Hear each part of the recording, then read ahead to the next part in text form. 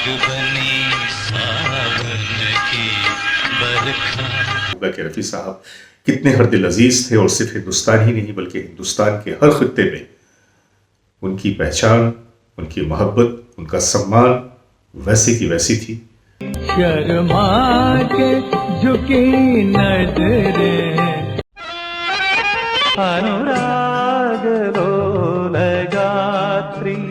और हिंदुस्तान का जो जुनूबी इलाका है, साउथ का इलाका यानी कि साउथ इंडिया, वहां भी रफ़ी साहब के बेतहाशा और बेशुमार चाहने वाले मौजूद हैं।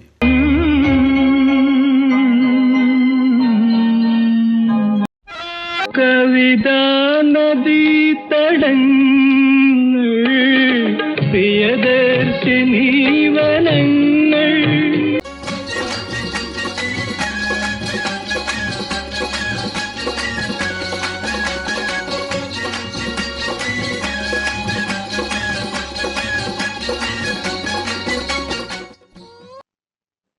ग्रेट लेजेंड्स के आज के इस एपिसोड में मैं जावेद नसीम अपने सभी देखने वालों की खिदमत में अपना आदाब, सलाम, नमस्कार और सत श्री अकाल पेश करता हूं।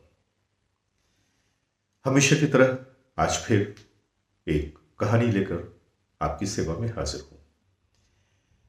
गर्चे रफ़ी साहब film industry, Bombay film industry से जुड़े हुए थे और उनके ज़्यादा से ज़्यादातर नगमे, गीत वो हिंदी ज़बान में थे, लेकिन इसके बावजूद रफ़ी साहब ने बहुत सारी ज़ुबानों में गाने गाए।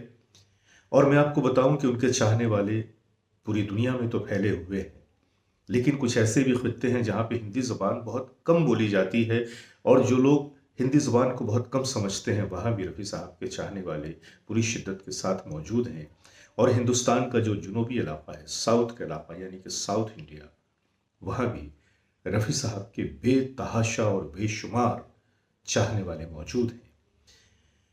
और साउथ की फिल्म इंडस्ट्री में आज भी ऐसे प्लेबैक सिंगर्स मौजूद हैं कि जो रफ़ी साहब की बहुत इज्जत करते हैं, और न सिर्फ ये कि इज्जत करते हैं बल्कि रफ़ी साहब के गानों को गाने में अपनी शान समझते हैं, रफ़ी साहब के अंदाज को अपनाने में वो अपनी अजमत समझते हैं। आज मैं ऐसे ही एक फनकार का जिक्र करने जा रहा हूं कि जिन्होंने बॉम्बे फिल्म इंडस्ट्री में भी कुछ नगमे गाए, कुछ गीत गाए, और उनके गाए हुए वो गीत भी काफ़ी हिट हुए।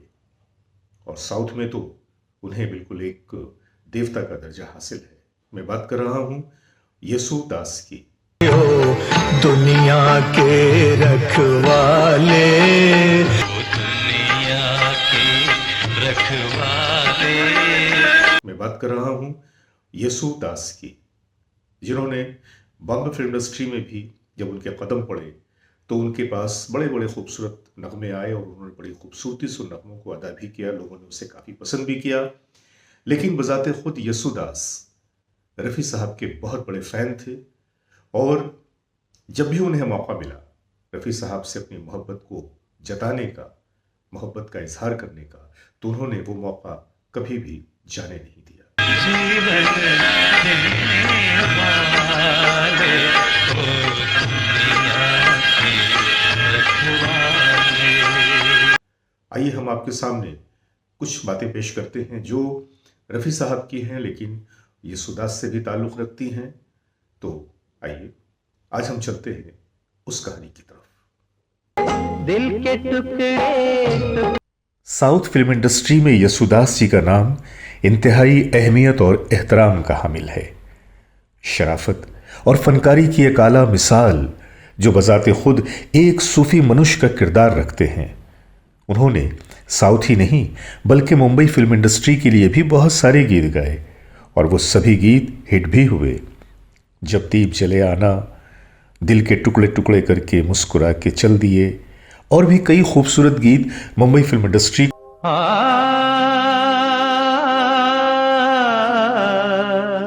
ध्वनि 1988 में रिलीज हुई एक मलयालम फिल्म थी जिसे एटी अबू ने डायरेक्ट किया था और उसके अदाकार थे प्रेम नज़ीर, जयाराम, थेलाकन, शोभना और जय भारती और भी कई दूसरे। और मज़े की बात बताऊं कि इस फिल्म में कंपोजिशन थी नौशाद साहब की। फिल्म के 6 गाने सुपरहिट थे और इस फिल्म में एक गाना जो यसुदास जी की आवाज़ में रिकॉर्ड किया गया था, उस गाने की झलक आज मैं आपके सामने पेश करूंगा। और इसलिए कि इसी कंपोजिशन पे नौशाद साहब की बनाई हुई कंपोजिशन जो उन्होंने रफ़ी साहब की आवाज़ में फिल्म हब्बा खातून के लिए रिकॉर्ड किया था, उसी पे आधारित है। हम इसमें दोनों गानों की थोड़ी थोड़ी सी मिली हुई झलकियां आपके सामने पेश करेंगे।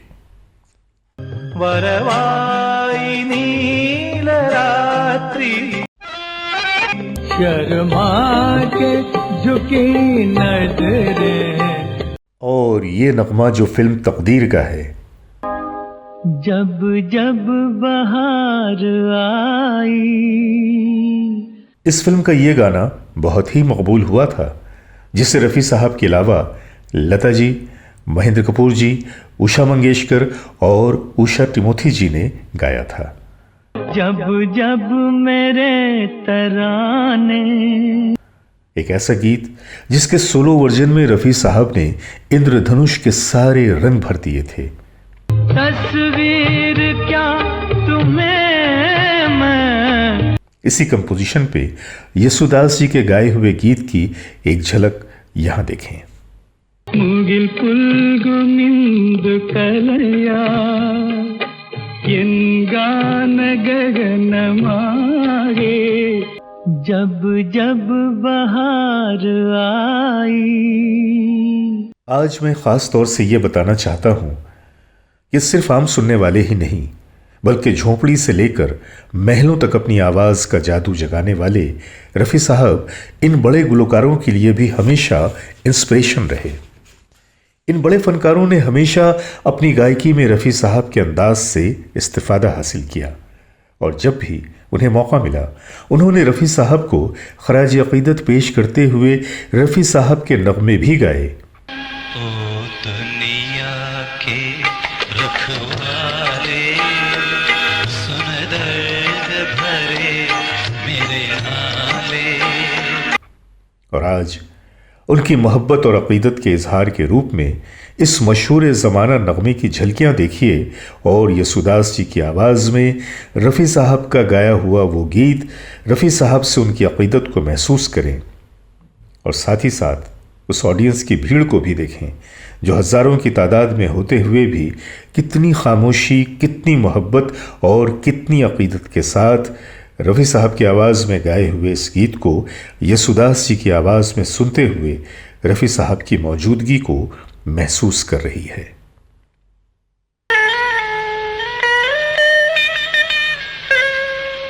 ओ दुनिया के रखवाले, सुन दर्द भरे मेरे नाले, सुन दर्द भरे मेरे नाले। तो देखा आपने, आज की वीडियो में मैंने आपको जो बातें बताई और जो झलकियां पेश की, उससे आपको इस बात का बखूबी अंदाजा हो गया होगा कि रफ़ी साहब कितने हर दिल अजीज थे, और सिर्फ हिंदुस्तान ही नहीं बल्कि हिंदुस्तान के हर खित्ते में उनकी पहचान, उनकी मोहब्बत, उनका सम्मान वैसे की वैसी थी।